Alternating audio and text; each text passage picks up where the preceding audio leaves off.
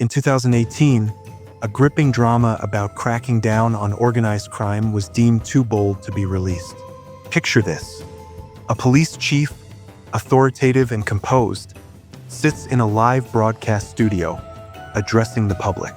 Suddenly, a young girl calls in, her voice trembling with fear, reporting that she's been wronged. Her words are vague, shrouded in hesitation, but the chief's instincts kick in. He senses the gravity of her unspoken trauma. With urgency, he advises her to report to the police immediately. But the moment he mentions police, her voice falters, laced with dread. The chief's heart sinks. He knows something is terribly wrong. He instructs her to preserve any evidence from the incident and write a detailed account, sealing it all in an envelope. The girl, calling from a public phone, leaves no trace of her identity. But this isn't the end of her story. She's trying to expose the powerful Kane Group in Pinkang County and the corrupt forces shielding it. She's not alone. 2 other girls are victims, too. This case, spanning over a decade and entangled with multiple lives, begins with the tragic death of a volunteer teacher in 2000. In that year, Ho Guiping, a passionate and idealistic young teacher, arrives in Miaogao Township, Pinkang County, to teach at a rural school. Full of hope, he's unaware of the dark forces that will soon claim his life. The school, nominally a middle school, hosts students of varying ages, some as old as 17 or 18, others as young as 12 or 13. Despite their dedication, the lack of resources means no student has ever made it to university. Ho, undeterred, pores over past exam records and discovers that with improved Chinese and English scores, some students could have a shot at college, especially 2 promising girls, Wen Meixiang and Guli, who could even aim for top universities. At the time, both girls, having failed the college entrance exam, are working in a local textile factory. Ho convinces them to return to school for a year of intensive study, igniting their dreams of escaping the mountains. That night, they eagerly join other failed students for extra classes, their hearts brimming with hope. The classroom buzzes with determination as they dive into their studies. But this flicker of hope is soon extinguished by a horrifying tragedy. Guli stops attending classes for days, and when Meixiang seems weighed down by unspoken worries. Concerned, Ho decides to talk to her. As they leave the school, they encounter a menacing figure, a man with yellow hair claiming to be Wen Meixiang's cousin, insisting she join him for dinner in the city. When Meixiang resists, her face pale with fear, but the man's threatening glare and mention of her grandparents waiting force her to comply. Ho, new to the area and naive, watches helplessly as she's dragged away. That night, tragedy strikes. When Meixiang is found unconscious in the school corridor, barely clinging to life, Ho rushes her to the hospital, but despite desperate efforts, she succumbs. The cause? A lethal dose of a drug called DTV. Devastated and enraged, Ho immediately reports the incident to the police, unaware of the darkness he's stepping into. It's only when he reads Wen Meixiang's diary that the truth hits him like a thunderbolt. The yellow-haired man wasn't her cousin, but a notorious local thug. Ho reports him, but he underestimates the forces at play.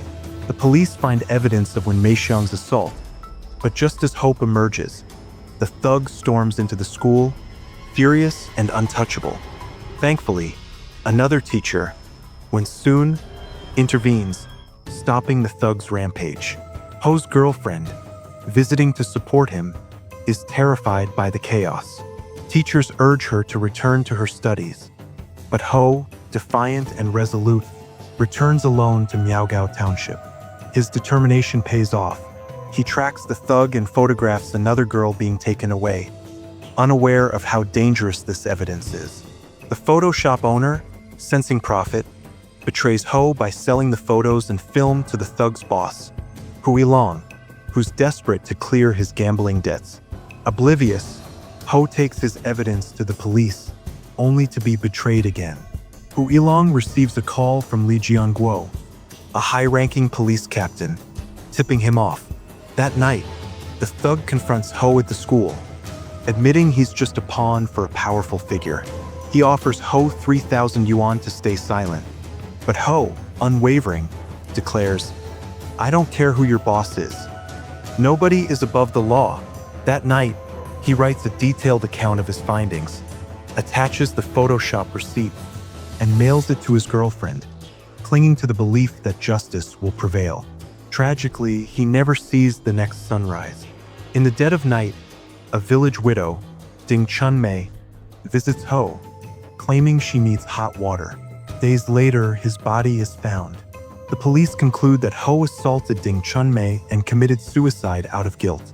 The truth seems buried forever, until a young prosecutor, Zhang Yang, enters the scene in 2003.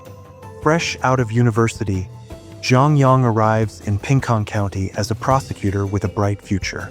But learning of his college friend Ho Guiping's wrongful death from Ho's girlfriend changes everything. Initially hesitant, knowing that overturning a closed case could derail his career, Zhang is spurred by his girlfriend's encouragement to seek justice. He visits Ho's uncle, who reveals the family's devastation. Ho's father died of grief, and his mother's mental health collapsed under the village's cruel gossip. The uncle, tearful, insists Ho would never commit such a heinous act. Moved to his core, Zhang vows to clear his friend's name, but the forces against him are formidable. Zhang requests Ho's case file from Captain Li Jiangguo, only to be stonewalled. Li dismisses him, claiming the archives aren't his responsibility. Frustrated but undeterred, Zhang seeks out forensic expert Chun Mingzhong. Chun, initially evasive, tests Zhang's resolve by demanding 1,000 yuan for the autopsy report.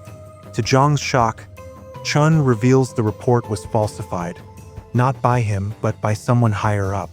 This case is far more complex than you think, Chun warns, hinting at the deep corruption within Pingkong's justice system.